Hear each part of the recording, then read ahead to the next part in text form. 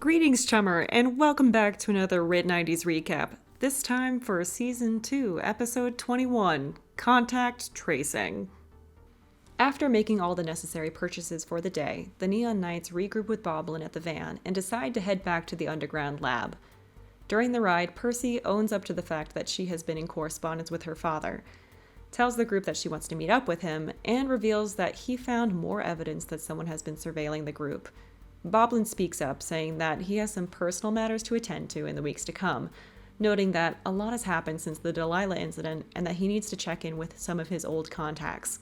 Gwen acknowledges this and obliges Boblin's request to be dropped off on their way back. At the lab, the party is greeted by the lab's AI, Wembley. Percy trails off with the large fish in tow to go feed Zephyr, while Arthur tags along to try and snag a piece. Lance finds a quiet space to himself and addresses Wembley, trying to learn more about the world of 2090 and how he relates to it. He begins to search through a virtual library and finds a fantasy book with ties to Arthurian lore that he connects with and reads for a while. After, Lance asks Wembley for their help finding a doctor that can provide him with a skillsoft. However, Wembley is only able to find two, Dr. Sanjay Babish and Dr. Vanderjack, one being slightly more reputable than the other. Lance is frustrated to discover that not only does he need a substantial amount of money to acquire a skillsoft, he also needs a SIN. Arthur, Merlin, and Percy find Lance as he's trying to explain his country of origin to Wembley so that he can apply for a SIN. Arthur works with Lance to figure out where he's from and promises to help him fake the credentials he needs to complete his SIN application. During this time, Percy calls her dad to try and convince him to give them the surveillance documents. He ends up convincing Biff and the New Seattle New Waste Management crew to surrender the van to them if they can tow it off of the property. Percy agrees to the terms and invites her father down to the lab for food and further discussion about what he knows, promising him some of Arthur's sushi, which Arthur began to make after stealing some of Zephyr's dinner. Merlin and Percy find Gawain with his van at street level before making their way over to the New Seattle New Waste Management administrative offices to meet up with Papa O'Mara. Meanwhile, Arthur encourages Lance to share more about his old home and constructs a rendering of it for him in AR. At the New Seattle New Waste Management office, Papa O'Mara spots Percy from his perch on the balcony as she approaches with Gawain and Merlin in the dad van. He rushes down through the rain and pulls her in for a hug, which Percy awkwardly accepts before introducing her companions. Eventually, O'Mara leads them to the surveillance van, where they finally see the corkboard that bears photographs of the team's faces. Gawain and O'Mara begin to gather materials needed to tow the van back to the lab, but Percy had a different method of transportation in mind, instead channeling her astral essence to shift the van into the warehouse. Merlin accompanies her into Astral and takes a brief detour to identify her door in the long entry hallway. After finding her quarry, Merlin tries to continue deeper into the unknown by herself, but she is stopped by Percy, who promptly brings her back to meat space. Upon returning, Percy blindfolds her dad and brings him down into the lab to meet the rest of the party for dinner. Gathered in the common area around a plate of Arthur's sushi, Percy makes a deal with her father, a question for a question, truthfully answered.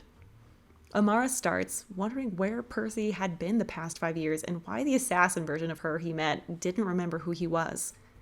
Percy does her best to explain and counters with questions about his relationship with Luther and the favor that Luther apparently owed him. O'Mara, not recognizing the name Luther, eventually comes to the conclusion that she must have met someone that he worked with named Delicarium, but in a different one of his forms. He explains that Delicarium is a corporate bigwig who operates subordinate to the great feathered serpent Arleesh.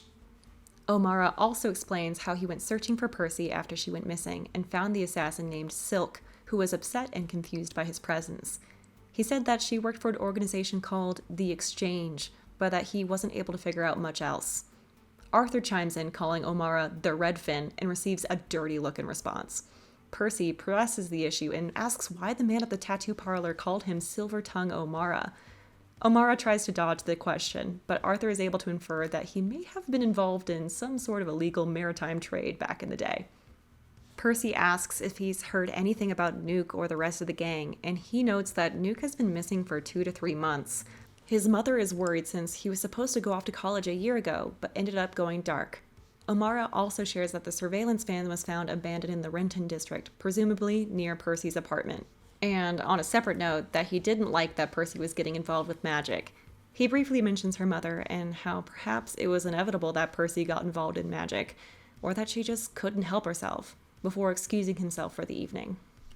After Omara leaves for bed, Arthur shares his plan to rebuild Excalibur and use it to create a fake Sen for Lance by establishing Avalonia as its own country, in order to get Lance the credentials he needs for his Skillsoft. Merlin excitedly petitions the group to go explore her door in the warehouse before they retire for the evening. The group agrees and accompanies her into Astral. Arthur briefly examines the tapestry, and Lance, observing from a distance, recalls a memory of the Arthur of old.